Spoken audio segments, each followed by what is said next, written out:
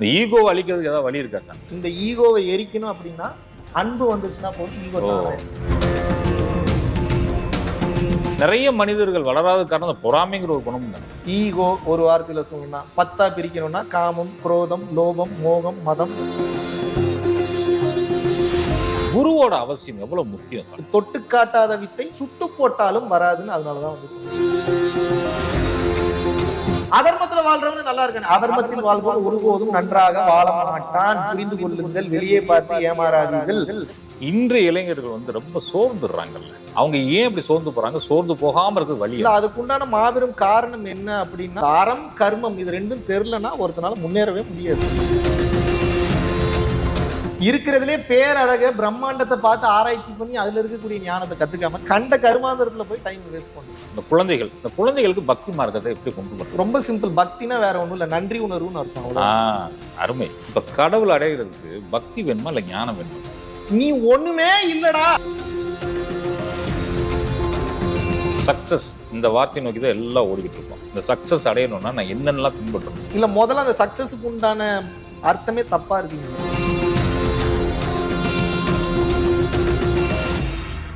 இந்த மக்களுக்கு பணம் சேர்றதுக்கு என்னென்னலாம் பண்ணணும் சார்? இந்த மக்களுக்கு பணம் சேர்றதுக்கு என்னென்னலாம் பண்ணணும் சார்? முதல்ல தகுதியை வளர்த்துக்கணும். இன்னைக்கு ரோட்ல இருக்கக்கூடிய ஒரு ஆளை உத்தேசமா போய் கேட்டியும் உனக்கு என்ன வேணும்னு கேட்டா பணம் வேணுமா? கரெக்டா? ஆமா. உலகத்துல இருக்கக்கூடிய ஒவ்வொருத்தருக்கும் தேவை என்ன? அப்போ பணம். இவ்வளவு பெரிய காம்படிஷன்ல பழைய காலத்து ஐடியாஸை வச்சுக்கிட்டு நான் வந்து காம்படிஷன், இப்ப மார்க்கெட்ல தான் இருக்கீங்க. பணம் ஏன் பண்ணணும்ன்ற மார்க்கெட்ல இருக்கீங்க. எல்லாரும் இந்த பணம் ஏன் பண்றதுக்கு எத்திக்கலா, லீகலா, பிரச்சனை இல்லாம, இல்லீகல் இல்லாம, அப்ப லீகல் வேலை இது வரைக்கும் பல லட்சம் ஐடியாஸ் கண்டுபிடிச்சு அது பெஸ்டா போயிட்டு இருக்கு. அது எதுவுமே தெரியாம சண்டை போடுறவங்க கூட வந்து எப்படி சண்டை போட முடியும்? நீங்க எப்படி வந்து இது எப்படின்னா மைனிங் பண்ற மாதிரி, மைனிங் பண்ணி கோல்டு சுரங்கத்துல இருந்து எடுக்கிற மாதிரி. நீங்க எங்க உங்களுக்கு எதுவுமே தெரியாம எப்படி போய் நீங்க எடுப்பீங்க? அப்ப என்னன்னா, முதல்ல ஒரு விஷயத்துல வந்து மாஸ்டர் ஆகணும். இந்த சென்ஸ் உங்களுக்கு எது ரொம்ப பிடிச்சிருக்கோ, எது நல்லா வருதோ அதை மாஸ்டர் ஆகி அதுல அதிகப்படியான அவமானங்களையும் கஷ்டங்களையும் சந்திக்கணும். அடுத்த குவாலிட்டி. வெற்றி எனும் மாளிகையே தோல்வி எனும் தூண்களால தான் கட்டமைக்கப்பட்டிருக்கு. அருமை அருமை. மாளிகை நிலைத்து நிற்கணும்னா தூண்களினுடைய தோல்வி எனக்கூடிய எண்ணிக்கை வந்து அதிகமா இருக்கணும். யாருமே இன்னைக்கு தயார் நிலையில இல்லை. இன்னைக்கு என்னால எப்படி எல்லாத்துலயும் ஜெயிக்க முடியுது அப்படின்னா, நான் 1000 தப்பான கதவை ஆல்ரெடி போயிட்டேன். எனக்கு அதனால தெரியும் எந்தெந்த கதவுக்கு போனா வேலைக்கு ஆகாதுன்னு. உங்களுக்கு தெரியறப்ப மகாவிஷ்ணுவோட சக்சஸ் மட்டும்தான். என்ன மறுபடியும் ஃபீனிக்ஸ் பறவை நீங்க என்ன எரிச்சிங்கனாலும் மறுபடியும் நான் மேல வந்துடுவேன். ஏன்னா நான் அத்தனை கதவை பார்த்துட்டு வந்துட்டேன். அதனாலதான் அந்த தைரியம். சரி பார்த்துக்கலான்ற அந்த ஒரு ஆட்டிடியூட். இது திமிர் அல்ல, இது தன்னம்பிக்கை. இது இறைவன் மீது இருக்கக்கூடிய மாபெரும் நம்பிக்கை. இந்த பக்குவம் வரும்போது ஒருத்தர் அடுத்த கட்டம் போய் பணம் சம்பாதிக்கிறதுக்கு இந்த காம்படிஷனை புரிஞ்சுக்கிறதுக்கு அவங்க என்னதான் வழி இருக்கு அவங்களுக்கு? வேற வழியே இல்ல. இப்போ நீங்க விதிக்கப்பட்டதை தாண்டி ஒருபோதும் உங்களால ஒன்றும் செய்ய முடியாது. உங்களுக்கு என்ன நடந்துட்டு இருக்கோ அதை கவனிச்சுக்கிட்டே வாங்க. அதுலதான் எல்லா சீக்ரெட்டும் இருக்கு. என்ன பண்ணணும்ன்ற சீக்ரெட் எதுல இருக்குன்னா, இன்னொருத்தனை கவனிக்கிறதுல இல்ல, ஏமாந்துருவீங்க. ஏன்னா இப்ப நானே சொல்றேனே, நான் வெளியில காட்டுறது ஒண்ணு காட்டுவேன், உள்ளுக்குள்ள இருக்கக்கூடிய தன்மை இறைத்தன்மையிலேயே இருப்பேன். ஆனா நான் வெளியில இருக்கிறத பார்த்து மெட்டீரியல் பர்சன் நினைச்சிருக்கீங்க. ஆனா உள்ளுக்குள்ள வேற தன்மையில இருப்பேன். நான் தான் ஜெயிக்கிறேன், நீ ஜெயிக்கல. அப்ப நான் வெளியில காட்டுறதை பார்த்து நீங்களும் மெட்டீரியலாவே இருந்தீங்கன்னா மாட்டிக்கிறீங்க. நான் உள்ள என்ன பண்றேன்றது உங்களுக்கு எப்படி தெரியும்? அப்ப தன்னை ஆராய்ந்தவன் உலகத்தை ஜெயித்து விடுகிறான். ஏன் தன்னை ஆராய்ந்தவன் உலகத்தை ஜெயிக்கணும்? ஏன் தன்னை கவனிக்கணும்? ஒரு வீட்டுக்கு ஒருத்தங்க வந்தாங்கன்னா மைண்ட் என்ன சொல்லுதுன்னு கவனிங்க. ஒருத்தங்க ஏதோ பொருள் கேட்கும் போது இது என்ன சொல்லுதுன்னு டக்குன்னு கவனிங்க. ஏதோ ஒண்ணு கொடுக்க போகும்போது என்ன சொல்லுதுன்னு கவனிங்க. ஏதோ ப்ரௌஸ் பண்ணும்போது என்ன சொல்லுதுன்னு கவனிச்சுக்கிட்டே இருங்க. எப்போ இந்த சொல்றதை கேட்டு இதுக்கு பதில் கொடுத்து ஆஃப் பண்ணக்கூடிய இதை கன்வின்ஸ் பண்ணணும். நியாயமா கன்வின்ஸ் பண்ண தெரியுதோ, பொய் சொன்னீங்கன்னா கண்டுபிடிச்சிருவாரு. அப்புறம் அடுத்த டைம் நீங்க பொய்ய ஞாபகம் வச்சு மறுபடியும் பொய் சொல்லணும். அது நியாயமா உண்மையை பேசி கன்வின்ஸ் பண்ண கத்துக்கிட்டீங்க அப்படின்னா இது நீங்க சொல்றது கேட்க ஆரம்பிச்சு. நிச்சயமா அப்ப பிரசன்ட்ல இருக்கணும்ன்றீங்க. பாஸ்ட் ஃபியூச்சர் பத்தி மட்டும் பிரசன்ட்ல சொல்றது ஈஸி, பிரசன்ட்ல இருக்கிறது ரொம்ப கஷ்டம். முதல்ல பிரசன்ட்ல இருக்கணும் அப்படின்னா முதல்ல ஒருத்தனுக்கு பிரசன்ட்ல இருக்கிற சிச்சுவேஷன் இடமும் பிடிக்கணும். பிடிக்காத ஒரு இடத்துல எப்படி ஒருத்தர் பிரசன்ட்ல இருக்க முடியும்? இப்ப நான் இங்க இருக்க உங்ககிட்ட பிடிக்கவே இல்லை, உங்களை பிடிக்கவே இல்லைன்னா நான் எப்படி பிரசன்ட்ல பேசுறேன்? நிச்சயமா என் மைண்ட் பூரா வேற எங்க, நான் வேற ஏதாவது இன்னும் பிபிசி போயிருக்கலாமோ, சிஎன்என் போயிருக்கலாமோன்ற எண்ணம் இருந்தது அப்படின்னா, இன்று எனக்கு இறைவன் பக்தி இன்ஃபினிட்டி தான் கொடுத்துருக்கிறாரு. அதை செரிஷ் பண்ணுங்கன்றேன். என்னுடைய நோக்கங்கள் குறிக்கோள்கள் பெருசா இருந்தாலும் கூட இன்னைக்கு உங்களை கொண்டாடுறேன்ல நானே, இதுதான் பிரசன்ட்ல இருக்கிறது. உங்களை பிடிக்க ஆரம்பிச்சிருது இல்லை. நிச்சயமா பிடிச்ச ஒரு வேலையை செஞ்சீங்க அப்படின்னா அது இன்வால்மெண்ட் வந்துடும். இன்வால்மெண்ட் வந்ததுன்னா நீங்க ஒரு ஸ்பெஷல் டெக்னிக்கும் பண்ண வேணாம், ஆட்டோமேட்டிக்காக பிரசன்ட்ல இருந்துருவீங்க. நிச்சயமா சாமி. இன்றைய இளைஞர்கள் வந்து ரொம்ப சோர்ந்துடுறாங்கல்ல. இப்ப அப்பெல்லாம் வந்து ரொம்ப கஷ்டத்தெல்லாம் பார்த்து வந்திருப்போம். நீ கஷ்டத்தையே பார்க்கறது இல்லை. திடீர்னு ஒரு கஷ்டம் வந்தா சோர்ந்துடுறாங்கல்ல. அவங்க ஏன் இப்படி சோர்ந்து போறாங்க? சோர்ந்து போகாம இருக்கு வழி இல்ல அதுக்குண்டான மாபெரும் காரணம் என்ன அப்படின்னா அறம்னா என்னன்னு தெரியல அவங்க. கர்மம்னா என்னன்னு தெரியல. இந்த அறம் கர்மம் இது ரெண்டும் தெரியலன்னா ஒருத்தனால முன்னேறவே முடியாது. கடவுள் நம்பிக்கையே ஒருத்தனுக்கு இருக்காது. ஆனா பெரிய லெவல்ல ஜெயிச்சிருப்பான். அவன்கிட்ட எத்திக்ஸ் இருக்கும். அந்த எத்திக்ஸ் தான் கடவுள்ன்ற. புரியுதா உங்களுக்கு? புரியுது. அவன் கடவுளை நம்பணும் கடவுள் ஒருபோதும் நினைக்கிறது இல்லை. நீ வாழ்ற வாழ்க்கையே தர்மத்தோட வாழு. சரியா வாழ அடுத்த கட்டம் போயிடுவேன். அதர்மத்துல வாழ்றவங்க நல்லா இருக்கானே. அதர்மத்தில் வாழ்வோன் ஒருபோதும் நன்றாக வாழ மாட்டான். புரிந்து கொள்ளுங்கள். வெளியே பார்த்து ஏமாறாதீர்கள். மனம் விடுதலை பெற்றவன் மட்டும்தான் ஆனந்தமாக இருப்பான். அப்ப மனம் விடுதலை பெற்றது என்ன விளையாட்டு காரியமா? பெரிய பெரிய ஆளுங்களே தண்ணி குடிச்சிட்டு இருக்காங்க. அப்ப அந்த மனம் விடுதலை பெறாத தன்மை இருக்கிற வரைக்கும் எல்லாருமே இந்த ரேஸ்ல கேம்ல தான் இருக்காங்கன்றதை நீங்க புரிஞ்சுக்கணும். இப்ப இந்த மனம் விடுதலை ஆகிறதுக்கு என்ன பண்ணணும்? பல ரூட் இருக்கு. பக்தி இருக்கு, யோகம் இருக்கு, தியானம் இருக்கு, தவம் இருக்கு, கர்ம யோகம் இருக்கு, சர்வீஸ் வந்து சொல்லலாம், ஞான மார்க்கம் போல ஏகப்பட்ட ரூட் இருக்கு. நான் என்ன சொல்றேன் அப்படின்னா ஏதோ ஒண்ணு பிடிங்க, அந்த ஒண்ணுல பயணம் பண்ணுங்க. இப்போதைக்கு உங்களுக்கு எளிமையா சொல்லணும் அப்படின்னா ரொம்ப கஷ்டப்படாதீங்க. இப்ப நான் இவ்வளவு நேரம் பேசணும்ல, இவ்வளவு நாள் நீங்க கேட்காத விளக்கங்கள்லாம் ஷார்ட் அண்ட் ஸ்வீட்டா இருந்ததா இல்லையா? நிச்சயமா இருந்ததா இல்ல எனக்காக சொல்றீங்களா? இல்ல இருந்துச்சு. சரி, இதை விட இன்னும் 100 மடங்கு அதிகமா ஹையர் லெவல்ல நிறைய சீக்ரெட்ஸ் வந்து பரம்பொருள் ஃபவுண்டேஷன்.in வெப்சைட்ல ரொம்ப கிளியரா பேசியிருக்கேன். ஒவ்வொரு முன்னாடியாவது யூடியூப் சேனல்ல 10 நிமிஷம் 9 நிமிஷம் அப்படிதான் பேசுவோம். எப்பயாவது லென்த் வீடியோ போடுவோம். இப்ப வீக்லி லென்த் வீடியோஸ் போடுறதுனால நிறைய ரகசியங்களை வந்து பப்ளிக்ன்றதுனால ஒரு சில ரகசியங்களை முன்னாடி யூடியூப்ல நம்ம மறைச்சு வச்சு போடுற மாதிரி இருக்கும். இப்போ அது பிரைவேட் பிளாட்ஃபார்ம்ன்றதுனால கொஞ்சம் வெளிப்படையான ரகசியங்கள்லாம் கொஞ்சம் தெளிவாகவே வந்து பேசியிருக்கோம். ஸோ நீங்க சிம்பிளா தெரிஞ்சுக்கணும் அப்படின்னா அதை போய் பாருங்க, தெரிஞ்சுக்கலாம். இல்ல என் சேனலுக்கே வர விருப்பம் இல்லை, நீ வேணாம், பூசாரித்தனம் வேணாம், பொங்கச்சோறும் வேணான்றீங்களா? ரொம்ப சிம்பிள். உங்களுக்கு என்ன நடக்குதுன்னு உங்களே கவனிங்க, தெரிஞ்சுக்கலாம். 2 சிம்பிள் டெக்னிக் தான். இப்போ உங்களை நீங்க கவனிச்சு தெரிஞ்சுக்கிறதுக்கு என் வீடியோ பார்த்து தெரிஞ்சுக்கிறதுக்கு ஒரே ஒரு டிஃபரன்ஸ் தான். என்ன அப்படின்னா நீங்க உங்களையே பார்த்து தெரிஞ்சுக்கிறதுக்கு கொஞ்சம் லேட் ஆகும். நான் என்ன பார்த்து தெரிஞ்சு வந்து ஆல்ரெடி உங்களுக்கு நிறைய ஹிண்ட்ஸ் பாயிண்ட்ஸ் கொடுத்துருக்கேன். ஸோ நீங்க கஷ்டப்பட்டு ரொம்ப வருஷம் டிராவல் பண்ண வேணாம். அந்த பாயிண்ட்டை எடுத்து வச்சுட்டு அதை ப்ராசஸ் பண்ணி அதுல இருந்து பயணம் பண்ணீங்கன்னா நிச்சயமா உங்களுக்கு புரியும் நினைக்கிறேன். புரியுது சாமி. இந்த குழந்தைகளுக்கு பக்தி மார்க்கத்தை எப்படி கொண்டு பண்றது? ஏன்னா இப்ப நிறைய குழந்தைகளுக்கு பக்தி மார்க்கம் தெரிய மாட்டேங்குதுன்னு வைங்க. நம்ம கூட்டு போனா கூட அதை கேர்லெஸ் தான் எடுத்துக்கிறாங்க. இந்த பக்தி மார்க்கத்தை எப்படி குழந்தைகள் கொண்டு? ரொம்ப சிம்பிள். பக்தினா வேற ஒண்ணும் இல்ல, நன்றி உணர்வுன்னு அர்த்தம். அவ்வளவு. அருமை. நீங்க அதை மட்டும் சொல்லி கொடுங்க. அவன் பக்தின்னு ஒத்துக்கலனாலும் பரவாயில்ல. டேய், உனக்கு ஒருத்தர் உதவி செஞ்சா அதுக்கு நன்றியோட இரு. முடியுதுன்னு சொல்லு, முடியலன்னு சொல்லு. நன்றி உணர்வை மட்டும் சொல்லி கொடுங்க. என் நன்றி கொண்டார்க்கும் உய் உண்டாம், உய்வில்லை செய் நன்றி கொன்ற மகற்குன்றார் திருவள்ளுவர். நன்றி மறப்பது நன்றென்று, நன்றல்லது அன்றே மறப்பது நன்றுங்கிறார். இன்னும் ஏகப்பட்ட விஷயங்கள் வந்து சொல்றாரு. அப்ப என்ன, ஒருத்தன் நன்றி உணர்வோட இருந்துட்டான்னா மனம் விசாலம் அடைஞ்சிடும். மனம் விசாலம் அடையும் போது இன்னொருத்தனை ஏமாத்தணும், அவனை போட்டு தள்ளணும், காலி பண்ணணுன்ற எண்ணம் வரவே வராது. அவன் எப்ப வந்து அந்த மனம் விசாலம் அடைந்து விட்டதோ அந்த நன்றி உணர்வுனால அந்த மேஜிக் நடக்கும். அது நடந்துச்சுன்னா மீதி எல்லாம் தானா மாறிடும். அவனுக்கு எல்லா நல்லதும் நடக்கும். அது குழந்தை எல்லாம் ஒரு காலகட்டத்துக்கு மேல அந்த நன்றி உணர்வுல இருக்கக்கூடிய அந்த ஆனந்தத்தை இன்பில்ட்டா அனுபவிக்க ஆரம்பிப்பாங்க. அதை அனுபவிக்க ஆரம்பிக்கும் போது அவங்களுக்கு அதுக்கு விளக்கம் தெரியலனாலும் பரவாயில்ல. இப்ப ஏகப்பட்ட யோகிகள் ஞானிகள் ஏகப்பட்ட இடங்கள்ல சித்த நிலையில பித்த நிலையில தெரிஞ்சுட்டு இருக்கிறாங்க. இப்ப நமக்கு ஏதோ அவங்க கஷ்டப்படுற மாதிரி தெரியும். எப்படி உங்களுக்கு எப்படி தெரியும்? அவங்க ஆனந்தத்துல இருந்தாங்கன்னு உங்களுக்கு எப்படி வந்து தெரியும்? அவங்க பாக்குற பார்வை வேறு மாதிரி இருக்கும். ஆனா நமக்குள்ள தெரியும், நமக்கு தெரியணும் நமக்கு என்ன நடக்குது அப்படின்ற அந்த உண்மை நமக்கு தெரிய வேண்டும் என்று கூறி. இறைவனை வந்து ஒரு எனர்ஜின்னு சொல்றீங்க இல்லையா? அந்த எனர்ஜி எப்படி ரியாக்ட் பண்ணுது நம்ம லைஃப்ல? சாமி, தாயினுடைய கருவறையிலிருந்து நீங்க பிண்டமா வெளியே வரும்போது அழுகல. நீங்க ஏன் அழுகல? அப்ப உள்ளுக்குள்ள ஏதோ வேலை செய்யலன்னு அர்த்தம். அப்புறம் மறுபடியும் ஏதோ ஒண்ணு வேலை செய்யுது, அப்புறம் அழுக வருது. நான் சொல்றது புரியுதா? அப்ப எது வேலை செய்யல முன்னாடி, அப்புறம் எது வேலை செஞ்சது? அங்கேயே அது வேலை செய்ய ஸ்டார்ட் ஆயிடுச்சுன்ற அந்த உயிர் சக்தியும் அந்த ஆற்றலும் அந்த இறைவனும் அங்கேயே ஸ்டார்ட் ஆயிடுச்சு. இங்க தனித்தனியா நம்ம எங்க உணர்றது? நீங்க நினைச்சு பாருங்க, இறைவனுடைய படைப்புல ஏதாவது ஒரு சின்ன ஒரு எரர் இருந்தது அப்படின்னா என்ன ஆகுறது? இப்போ அது உண்மைதான். சூரியன் 100 மீட்டர் கீழே இறங்கிருச்சு இருக்கிற இடத்துல இருந்து, என்ன ஆகும்? பூமி வெந்து சாக வேண்டியதுதான் மனிதர்கள்லாம். நிலா வந்து பாத்தீங்கன்னா ஒரு டயக்ராம் மாறிடுது, வேற எங்கேயோ போயிருது, நிலா வராம போயிருது, என்ன ஆகும்? அப்ப எவ்வளவு கிறிஸ்டல் கிளியரா, எவ்வளவு அக்யூரேட்டா, எவ்வளவு ஷார்ப்பா, எவ்வளவு சூப்பரா இந்த உலகம் வந்து இயங்கிட்டு இருக்கு. அப்ப இது எப்பேற்பட்ட ஒரு இன்ஜினியரிங் மைண்ட். இதை நம்ம ஏத்துக்கிறது இல்லை. இதை விட்டுட்டு எதையோ இருக்கிறதுலே பேரழக பிரம்மாண்டத்தை பார்த்து ஆராய்ச்சி பண்ணி அதுல இருக்கக்கூடிய ஞானத்தை கத்துக்காம கண்ட கருமாந்திரத்துல போய் டைம் வேஸ்ட் பண்றது. இந்த உலகத்தை வாழ்றதை நான் ஒருபோதும் தவறுன்னு சொல்லல. இந்த உலகத்தை தாண்டி இன்னொரு உலகம் இருக்கு. அது இந்த உலகத்துல இருக்கும்போது மட்டும்தான் நீ தெரிஞ்சுக்க முடியும். அந்த உலகத்துக்கு போயிட்டேன்னா மறுபடியும் இந்த உலகத்துக்கு வந்தாதான் தெரிஞ்சுக்க முடியும். அதனால இந்த உலகத்துல இருக்கும் போதே தெரிஞ்சுக்கன்ற. நீங்க அப்புறம் அங்க போய் தெரிஞ்சுக்கிட்டாலும் பாடி இல்லாம உங்களால ஒண்ணும் பண்ண முடியாது. பிசிக்கல் ரியாலிட்டியில இருந்து பிசிக்கல் பாடி இருந்ததுனா தான் செயல் செய்து ஒரு நோக்கத்தை ஏற்படுத்தி அது நல்ல கர்மமா தர்மமா இல்ல கர்மத்தை அழிக்கக்கூடியதா தர்மத்தை உருவாக்கக்கூடியதான்னு சொல்லி நீங்க அடுத்தடுத்த கட்டம் போக முடியும். பாடியை விட்டுட்டு கிடைக்கக்கூடிய வாய்ப்பு விட்டுட்டு என்டர்டைன்மெண்ட்லயே லைஃப் போயிட்டு இருந்ததுன்னா என்ன ஆகுறது? இந்த பூமியில உங்களுக்கு எடுக்கிறதுக்கு உண்டான எல்லா வேலையும் நடந்துகிட்டு இருக்கு பாசிட்டிவ்ன்றது 200% நடந்துகிட்டு இருக்கு. உங்களுடைய டிஎன்ஏ வரைக்கும் மாத்துறதுக்கெல்லாம் வேலைகள் வந்து போயிட்டு இருக்கு. எனக்கு தெரியல இதுக்கப்புறம் நீங்க என்ன பண்ண போறீங்கன்னு. கொஞ்சம் முழிச்சுக்கங்க, சீக்கிரம் வேலை பாருங்க.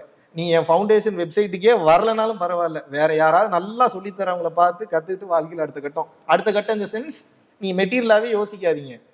பிறவி இல்லா பெருவாழ்வுன்னு ஒண்ணு இருக்கு, ஒவ்வொரு உயிர்களுக்கும் இருக்கு, 100% இருக்கு. அந்த தன்மையை புரிந்து வாழ வேண்டும். நிச்சயம். இப்ப கடவுள் அடைகிறதுக்கு பக்தி வேணுமா இல்ல ஞானம் வேணுமா சாமி? இல்ல ஞானம்ன்றது என்ன? பக்தி தானே ஞானமே. அப்படியா? பக்தி வேற ஞானம் வேற இல்லையா? எப்படி நீங்க அப்படி சொல்றீங்க? பக்தி இல்லாம முதல்ல ஞானம் எப்படி வரும்? ஞானம்ன்றது என்ன? படைப்பின் பேரருளை பற்றி, படைப்பை பற்றி, இந்த அண்ட சராசரத்தில் இருக்கக்கூடிய பத்தி பிரமித்து நிக்கிறதுக்கு பேர் தான் ஞானம். அங்க உங்களுக்கு ஏதாவது செய்யறதுக்கு வேலை இருக்கா? இல்ல, பாக்குறதுக்கு மட்டும்தான் வேலை இருக்கு. அப்ப நீங்க பிரமிச்சு நிக்கிறீங்கன்னா யாரை பார்த்து பிரமிச்சு நிக்க முடியும்? இறைவன் ஒருவனை தான் பார்த்து பிரமிச்சு நிக்க முடியும். வேற எதையும் பார்த்து பிரமிச்சு நிக்கிறதுக்கு ஒன்றும் இல்லை. அப்ப அதுக்கு பேர் பக்தி இல்லையா? இல்ல, அதுக்கு பேரும் பக்தி தான். பக்தி தான், அதுக்கு பேரும் பக்தி தான். ஞானம்ன்றது வேற ஒண்ணுமே இல்ல. நீ ஒண்ணுமே இல்லடா அப்படின்னு சொல்றது பேர் தான் ஞானம். இது பக்தி இருந்தா தான் வரும். இது எப்ப வரும்னா, என்னோட எப்ப நான் உன்னை பெருசா பாக்குறேனோ அப்பதான் நான் சரண்டர் ஆவேன். ஓகே, நீ தான் பெரிய ஆளுன்னு. இங்க இருக்கக்கூடிய மனிதர்கள் இவனோட பணத்துல பெரிய ஆளு, அதிகாரத்துல பெரிய ஆளை பார்த்து பெரிய ஆளுன்னு நினைச்சிட்டு இருக்கான். பட் இதெல்லாம் சுப்ரீம் பவர்னு ஒண்ணு இருக்கு. அதுதான் இருக்கிறதுலே பெரிய ஆளுன்றத மனிதன் எப்போது தனது இயலாமையை ஏற்றுக்கொண்டு ஈகோ சுருக்கி கொள்கிறானோ அப்பதான் அவனுக்கு கேது என்கின்ற ஞானமே வேலை செய்ய ஆரம்பிக்கும். கேது என்கிற ஞானம். Super super. ஈகோ குறைக்கிறதுக்கு வழி இருக்கு. கேது என்ன பண்ணும்? ரொம்ப பெருசா இருக்கும். ஆனா ஐயோ நான் ஒரு பிச்சைக்காரங்க, அது தன்னை சுருக்கிதான் காட்டிக்கொள்ளும். ராகு என்ன பண்ணும்? ஒண்ணுமே இருக்காது, ஆனா பில்டப்பா பிரம்மாண்டமா காட்டும். ராகுவும் கேதுவும் ஒன்னா சேர்ந்து வேலை செஞ்சுன்னா அவனை அழிக்கவே முடியாது, தொடவே முடியாது. ஏன்? பிரம்மாண்டமும் தேவை, ஞானமும் தேவை. எங்க பிரம்மாண்டத்தை பயன்படுத்தணும், எங்க ஞானத்தை பயன்படுத்தணும் தெரிஞ்சு விளையாடணும். நிச்சயமா. இந்த ஈகோ அழிக்கிறதுக்கு ஏதாவது வழி இருக்கா சாமி? ஏன்னா ஈகோ தான் இப்ப மனுஷனை போட்டு ஆட்டி படைக்குது. நம்ம நிறைய விஷயம் ஈகோ சார்ந்து தான் பேசிட்டு இருக்கோம். ஈகோவை அழிக்கணும், நான் சரண்டர் ஆகணும். நீங்க சொல்லிட்டீங்க சரண்டர் ஆகுன்னு சொல்லிட்டு, நான் ஒரு அளவுக்கு போய் சரண்டர் ஆகலாம் நினைக்கிறப்ப இந்த ஈகோ தடுக்குது அப்படிங்கிற மாதிரி. ரொம்ப சிம்பிளா உங்களுக்கு புரிய வச்சுறேன். பல பேர் பல விளக்கம் கொடுப்பாங்க. சாம்பல் வரணும்னா என்ன பண்ணணும்? ஒரு பொருளை எரிக்கணும், அவ்வளவுதானே. அவ்வளவுதான். அந்த மாதிரி இந்த ஈகோவை எரிக்கணும் அப்படின்னா அன்பு வந்துருச்சுன்னா போதும், ஈகோ தானா எரிஞ்சிடும். நீங்க ஈகோவை எரிக்கணும்னு போராடாதீங்க, மறுபடியும் ஈகோ அதிகமாயிடும்.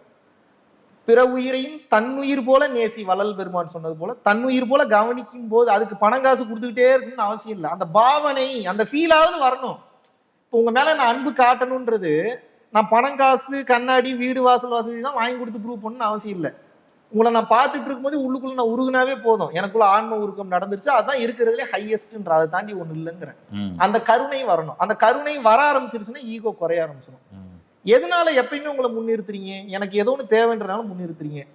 இந்த உடலுக்கு தேவைன்ற மாதிரி அந்த உடலுக்கு தேவைப்படும், இதுக்கு வலிக்கிற மாதிரி அதுக்கு வலிக்கும், அதுவும் மனுஷன் தான், அதுக்கு தேவை இருக்கு. இந்த புரிதல் வரும்போது இது கொஞ்சம் கொஞ்சமா காணாம போகும். எனக்கு பசிக்கிற மாதிரி தான் அடுத்தவங்களுக்கு பசிக்கும். அந்த எண்ணம் வரும்போதுதான் நியாயம், லாஜிக் கரெக்டா மேட்ச் ஆகும். எப்ப லாஜிக் கரெக்டா மேட்ச் ஆகுதோ அப்பதான் உங்க மைண்ட் ஏத்துக்கலன்னா ஏத்துக்காது. நீங்க லாஜிக் மேட்ச் பண்ணாம அகங்காரத்துல மாட்டிட்டு இருக்கீங்க, கிரீட்ல இருக்கீங்க அப்படின்னா உங்களை காலி பண்ணிட்டு. நிறைய மனிதர்கள் வளராத காரணம் பொறாமைங்கிற ஒரு குணமும் தானே சாமி? ஒரே காரணம் தான். ஈகோ ஒரு வார்த்தையில சொல்லணும்னா 10 பிரிக்கணும்னா காமம், குரோதம், லோபம், மோகம், மதம், மார்ச்சரியம், டம்பம், தர்ப்பம், ஈருஷை, அசூயை, 10 விதமான துர்குணங்கள்ல தான் எல்லாமே மனிதர்கள் இருக்கான். மனிதனாக பிறந்ததே ஈகோ இருக்கிறனாலதான் பிறந்திருக்கான், இல்லைன்னா ஏன் பிறக்க போறோம்? ஈகோ இல்லைன்னா முதல்ல வாழ முடியாது. நான் தான் அப்படின்றது ஒரு ஈகோ. என் குருநாதரோட புள்ளடா, அது ஒரு ஹெல்த்தியான ஈகோ. ஈகோலயே நிறைய வகை இருக்கு பிரதர், இதுல ஏகப்பட்ட சப் கேட்டகரிஸ் இருக்கு. நிச்சயமா. குருவோட அவசியம் எவ்வளவு முக்கியம் சாமி? ஒரு வாழ்க்கையில ஒரு குருவோட அவசியம், ஒரு தொழில் இருந்தாலும் சரி, இல்ல நான் ஆன்மீகத்துக்கு போறனாலும் சரி, ஒரு குருவோட தேவை எனக்கு இருக்கு இல்லையா? அந்த குருவோட அவசியம் எவ்வளவு முக்கியம்? நீங்க புதுசா ஒரு ஊருக்கு வரீங்க, ரொம்ப தாகம் எடுக்குது, இந்த ஊர்ல எங்க தண்ணி இருக்குன்றது எனக்கு தான் தெரியும். அப்ப முதல் முறை எங்க தண்ணி இருக்குன்றது யாரோ ஒருத்தர் காட்டணும்ல, அப்புறம் நீங்க போய் குடிச்சுப்பீங்க. இங்க தாண்டா தண்ணி இருக்குன்றத காட்டுறதுக்கு முதல்ல அங்க தண்ணி இருக்குன்னு பார்த்த ஒருத்தர் வேணும். அந்த தண்ணி குடிச்சு பார்த்தா எப்படி இருக்குன்னு விளக்கம் கொடுக்கறதுக்கு ஒருத்தர் வேணும். அந்த தண்ணி எப்பேற்பட்ட தண்ணி அப்படின்றத உணர்ந்த ஒரு ஆள் வேணும். அதனாலதான் ஒரு குரு என்பவர் தேவைப்படுகிறார். தொட்டு காட்டாத வித்தை சுட்டு போட்டாலும் வராதுன்னு அதனாலதான் வந்து சொன்னாங்க. அது ஒருத்தர் புருவ மத்தியத்துல ஒரு குரு எல்லாம் தொட்டு உபதேசம் பண்றாரு அப்படின்னாவே அவருடைய மொத்த குரு பரம்பரையோட கனெக்ட் ஆயிருவீங்க. அவர் அந்த உடலுக்கு மேல எத்தனை குருமார்கள் வந்து கனெக்ட்ல இருக்காங்களோ, எத்தனை காஸ்மிக் சோல்ஸ், SIPன்னு சொல்லுவாங்க, ஸ்பிரிச்சுவல் இன்டெலிஜென்ஸ் புரோட்டோகால். இதை கேள்விப்பட்டிருக்கீங்களா? இல்ல, கேள்விப்பட்டதில்ல சாமி, சொல்லுங்க நீங்க. SIP, ஸ்பிரிச்சுவல் இன்டெலிஜென்ஸ் புரோட்டோகால் கேள்விப்பட்டதில்ல. இது ஏதோ இங்க இயங்குற அமைப்புன்னு நினைப்பீங்க. இது பூமியில இயங்கக்கூடிய அமைப்பு இல்ல. இங்க எப்படி ஒரு சில வேலைகளை கண்காணிக்க ஒவ்வொரு அரசு அதிகாரிகளை வந்து போட்டிருக்காங்களோ, இன்று இந்தியாவும் சரி மற்ற நாடுகளும் சரி அரசு அதிகாரிகளுடைய அந்த பணியில தான் இயங்கிக்கிட்டே வருது. ஏன்னா இப்ப அரசியல்வாதி கூட 5 வருஷம் தான், அரசு அதிகாரிகளுக்கு 60 வருஷம். சோ இந்த மாதிரி சில அதிகாரிகளை மேல நியமிச்சிருக்காங்க. Spiritual intelligence protocol. அவங்களோட வேலை என்னன்னா, பாடி இருக்காது, தர்மத்துல இருப்பாங்க, அவர்களுக்கு லிமிடேஷன்ஸ் இருக்காது, ஆனந்த நிலையில இருப்பாங்க, ஆனந்தமய கோஷத்துல இருப்பாங்க. இறைவன் என்ன பணியை கொடுத்துருக்கிறாரோ அதை இந்த பூமியில இருக்கக்கூடிய மனிதர்களை உணர்த்துறதுக்கு, சப்போர்ட் பண்றதுக்கு, ஹெல்ப் பண்றதுக்கு. நீங்க தனியா சுத்திட்டு இருக்கீங்கன்னு மட்டும் நினைக்காதீங்க. நம்மளை சுத்தி நிறைய கண்காணிச்சுட்டு இருக்காங்க. நம்ம என்ன பண்றோம், போறோம், என்ன மாதிரியான மனநிலையில இருந்தோம், இதெல்லாம் வச்சு மார்க் மேல. அதனால நான் என்னுடைய நோக்கம் பூரா இங்க மார்க் எடுக்கிறதுல அங்க மார்க் எடுக்கணும். அப்ப வெளியிருந்து பாக்குறதுக்கு சொசைட்டி சார்ந்து இருப்பேன். ஆனா சொசைட்டி சார்ந்து இல்ல, சொசைட்டல் லாக்குள்ளதான் இருக்கேன். பட் நான் செயல்படக்கூடிய என்னுடைய இன்னர் டெப்த், இன்னர் விஷயம் எல்லாமே யூனிவர்சல் லால செயல்பட்டு இருக்கேன்.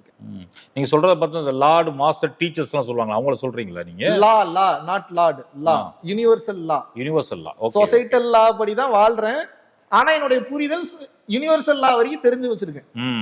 யூனிவர்சல் லா சம்பந்தமே இல்லாதது சொல்லுங்க, சொசைட்டி சம்பந்தமே இல்லாதது சொல்லும். ஆனா உண்மைக்கு இதுக்கு சம்பந்தமே இருக்காது. நிச்சயமா. ஆனா சொசைட்டி இயங்கணும்னா இந்த சொசைட்டி லா வேணும், இல்லைன்னா இயங்காது. நிச்சயமா, அதான் சொல்லுவாங்க. கட்டமைப்பு கட்டுப்பாடு இல்லை அப்படின்னா இந்த உலகத்துல வந்து அது ரொம்ப ரொம்ப பெரிய பிரச்சனைகள் வந்துடும். ஒண்ணு இல்ல, நம்ம கிட்ட ஒரு நியூக்ளியர் பாம் இப்ப இல்ல அப்படின்னு தெரிஞ்சுன்னா பக்கத்து நாட்டுக்காரங்க எவ்வளவு பிரச்சனை பண்ணுவாங்க தெரியுமா? நிச்சயமா. சும்மா இருக்கிறவனுக்கு கூட உறுத்தும். அப்ப நான் அதை பயன்படுத்தலைன்னா கூட பாதுகாப்புக்காக நான் ரெடி பண்ணி வைக்க வேண்டியதா இருக்கு. இன்னைக்கு நிலைமை அப்படி இருக்கு. நான் நல்லவன் தான், என்ன சுத்தி இருக்கிறவங்க எல்லாருமே நல்லவங்க எப்படி சொல்ல முடியும்? நிச்சயமா அதான் முதலே சொல்லுவாங்க, இங்க இருக்க லால நீ தப்பிச்சா கூட யூனிவர்சல் லால இருந்து தப்பிக்க முடியாது. அது வாய்ப்பே கிடையாது.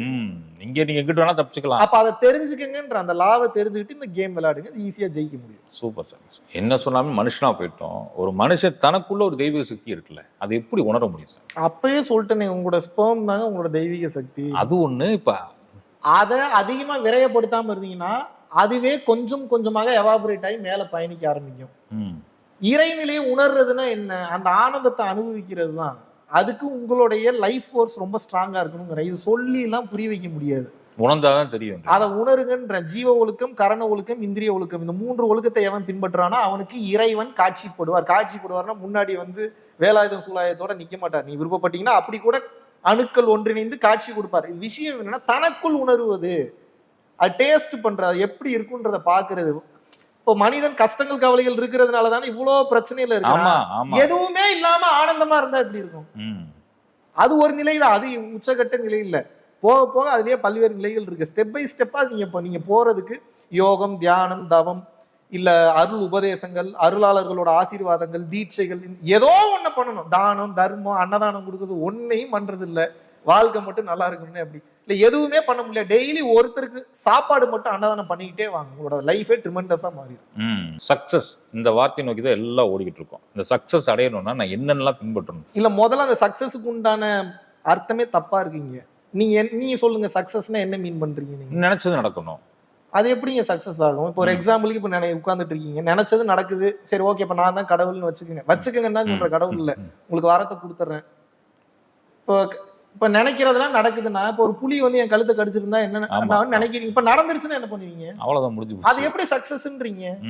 அப்ப சக்சஸ்க்கு ரைட்டான டேர்ம் தான் என்னது? அது தெரியாம தான் இத்தனை வருஷம் இத்தனை பேரும் சுத்திட்டு இருக்காங்க. அதான் நீங்க சொல்றீங்க 36 வருஷம் வாழ்ந்த வாழ்க்கையே வேஸ்ட் தான் சொல்றீங்க. அது மாயன்னு சொல்றீங்க. அதாவது ஒரு ஃபிளைட்ல போய் பார்த்தாதான் ஓ இதுல இல்ல போலாது அப்படின்னு தெரியும். ஒரு ரோல்ஸ் ராய்ஸ்ல போய் பார்த்தாதான் ஓ அது இதுல, அதுன்னா எது, அது ஏதோ தேடி ஓடிட்டு இருக்குதுல்ல, அது ஓ அது இதுலயும் இல்ல போலன்னு தெரியும். நல்ல பெரிய சூப்பர் ஸ்டார் அளவுக்கு ஃபேம் ஆனாதான் ஓ அப்ப இதுலயும் இல்ல போல அப்படின்றது தெரியும். அப்ப இங்க நீங்க பண்றது பூரா எதுக்கு அப்படின்னா இதுல இல்ல போலன்னு தெரிஞ்சுக்கிறதுக்கு. அப்ப சக்சஸ்னு ஒரு டேர்மே கிடையாது. சக்சஸ்னா ஒன்னே ஒண்ணுதான், இந்த உலகத்தின் காட்சி மறைய வேண்டும், அவ்வளவுதான் சக்சஸ். ஏன்னா இந்த உலகமே பொய். இந்த உலகமே பொய்ங்கிற, அப்புறம் இந்த உலகத்துல இருந்து வந்து செய்யக்கூடிய செயல்களுக்கு என்னங்க யூஸ் இருக்கு? ஒண்ணுமே இல்லை. மறைந்து காணாமல் போவதற்காக தான் இந்த பிறப்பு. ஆனந்தமாக துள்ளி குதிச்சு விளையாடி சூப்பரா போறதுக்குலாம் இந்த பிறப்பு இல்லை. இப்ப நான் இவ்வளவு தூரம் பேசினா ஒரு காலகட்டத்துக்கு மேல நானே அமைதிக்கு போயிடுவேன். டோட்டலா போயிடும். அப்படியே போய் அப்புறம் ஒரே இடத்துல ஒடுங்கும். அப்புறம் அப்படியே அமைதியா இருக்கும். அப்புறம் செயலே இல்லை. ஆனா அவ்வளவு ஏகாந்தமா இருக்கும். அந்த டைம் வர வரைக்கும் அப்படியே இந்த உடம்பை வச்சு, அதான் சொன்னல ஆரம்பத்துல சொன்ன அசைவுகள் அசைச்சுக்கிட்டு இருக்கேன் அங்கேயும். இந்த விவேகானந்தர் மரணத்தை பத்தி நிறைய சர்ச்சைகள் இருந்தா கூட உங்கள் விளக்கம் அதுல தெளிவா இருந்துச்சு. அந்த மரணத்தை பத்திய விளக்கத்தை சொல்லுங்க சார். இல்ல, முதல்ல அவரு மரணமே இல்ல, சமாதி தான். அவரு அந்த சமாதி ஆகிறதுக்கு முன்னாடி நண்பர் ஒருத்தர்கிட்ட சொல்லியிருக்கிறார், குறிப்புகள் இருக்கு. என்னோட எனர்ஜி வந்து பாடி அடுத்தடுத்த கட்டம் போகுது, இது உடல்நிலையை கடந்த நிலைக்கு போகுதுன்னு சொல்லிட்டு தான் குண்டலினி ப்ராப்பரா பயிற்சி செய்து உடலை விட்டு வெளியே வந்து பிரித்தவர். அது வந்து நிறைய தவறுகள் வந்து சொல்றாங்க. நான் உங்களுக்கு சொல்லக்கூடிய விஷயம் ஒன்றே ஒன்றுதான், நல்லா தெளிவா வந்து புரிஞ்சுக்குங்க. தியானம், தவம் இதெல்லாம் விட்டுருங்க. நீங்க என்ன பண்றீங்கன்றதை நீங்க கவனிங்கன்ற. இதுக்கு என்ன பேர் வைப்பீங்க? அது தியானம் தான் சொல்ல போனா. அதுதான் தியானமே. அப்ப நீங்க அது உட்காருங்க, மெடிடேஷன் பண்ணுங்க, அதை பண்ணுங்க. இருக்கிறதுலே சிம்பிளா நீ என்ன பண்றன்றதை நீ பாரு, நீ கவனி. முதல்ல பாரு, அப்புறம் கவனி, அப்புறம் உள்வாங்க. முதல்ல பாக்குறோம், அப்புறம் கவனிக்கிறோம், அப்புறம் உள்வாங்குறோம். அவசியமானது உள்வாங்குறோம், அவசியம் இல்லாத தள்ளி விடுறோம். ஒரு காலகட்டத்துக்கு அப்புறம் எதிர்னால் நிர்மலம் நிர்குணம், ஜீரோலயே இருக்க வேண்டியது.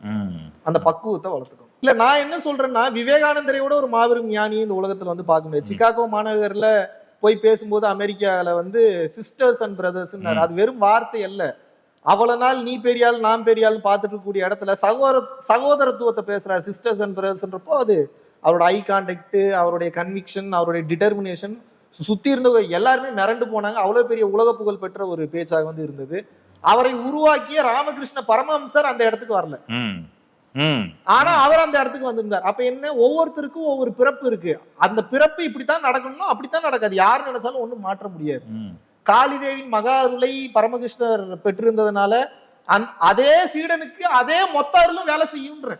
குருமார்களுக்கு யார் எல்லாம் துணை நின்னாங்களோ அதெல்லாம் சீடர்களும் துணை நிற்பாங்க. இத்தனை குரு அருளோட இவ்வளவு அற்புதமா இருக்குமோ அவர் அறிவு இல்லாமையா அப்படின்னு ஏங்க ஒருத்தங்க உபதேசம் பண்ணும் போதே ப்ராப்பரா அதோட ப்ரோஸ் அண்ட் கான்ஸ் சொல்லி இது இப்படி வந்தா இப்படி பண்ணணும்னு சொல்லி தான் அந்த பயிற்சியை வந்து கொடுப்பாரு. அப்படி இருந்தப்ப அவர் பண்ணதெல்லாம் மிக உயர்ந்த குண்டலினி பயிற்சி. அதுக்கு எனக்கே தெரியுது என்ன பண்ணணும் என்ன பண்ணக்கூடாதுன்னு. அப்போ உலகத்துல இப்பேற்பட்ட இடங்களுக்கு இப்பேற்பட்ட விஷயங்கள் எல்லாம் செய்து வந்த ஒரு மனிதருக்கு எப்படி வந்து தெரியாமல் இருக்கும்? அது முழுக்க முழுக்க பொய்யானது. தனது உடலை விட்டு மிகச் சரியாக உயிரை பிரித்து எப்படி வெளியே கொண்டு போக முடியும் என்ற அந்த கலையை அறிந்து வைத்திருந்த பரகாய பிரவேசியவர், ஆகாய பிரவேசியவர். அதுல எந்த வித மாற்று கருத்தும் கிடையாது. நிச்சயமா பிறப்பே இல்லாத நிலைமையை நான் அடையணும்னா என்ன செய்யணும்? கொடுத்த வேலையை கரெக்டா செய்யுங்க, அவ்வளவுதான். ரொம்ப சிம்பிள். கொடுத்த வேலையை கரெக்டா செய்யணும் புரியல, நம்ம உறவுகளுக்கு தெளிவாவே சொல்லிருங்களேன். பிரதர், தர்ம சிந்தனையோட அணுகுங்க ஒவ்வொன்றையும், அவ்வளவுதான். ரொம்ப சிம்பிள். நீங்க மொத்தமா யோசிங்கன்னா வேலை பெருசு. ஒவ்வொரு மூமெண்ட்டுக்கும் இந்த மென்டாலிட்டியோடய போய் அணுகுங்க. அதுல தர்மம் இருக்கணும், அந்த உயிர் ஆனந்தப்படணும், எத்திக்ஸோட இருக்கணும். இப்படி இருந்ததுன்னா நீங்க வாழ்க்கையை பெருசா பாத்தீங்கன்னா பெருசு. நீங்க இப்படி ஒவ்வொரு பார்ட்டியும் பாத்தீங்கன்னா ஈஸி வாழ முடியும். தர்மத்தோட இருக்கணும், எத்திக்ஸோட இருக்கணும், அதுக்குண்டான நடைமுறையை நீங்க ஃபாலோ பண்ணும்போது எண்ட் ரிசல்ட் சூப்பரா இருக்கும், கவலையப்படாது. நிச்சயமா 10 மார்க் கேள்வி பெருசா எழுதுறதுக்கும் பாயிண்ட் போட்டு எழுதுங்க, அது ரொம்ப ஈஸியா இருக்குன்ற மாதிரி. ஆமா, நீங்க அப்படித்தான் நீங்க அதை பார்க்கணும். நீங்க இப்போ மூமெண்ட் பை மூமெண்ட் பாத்தீங்கன்னா தான் ஈஸி. இன்னும் 60 வருஷம் வாழணுமானா அங்கேயே செத்துருவீங்க. ஏன்னா அந்த வேதனையே இவ்வளவு நாளா அப்படிங்கிற அந்த இழுக்கிறதே வந்து ரொம்ப கஷ்டமா இருக்கும்.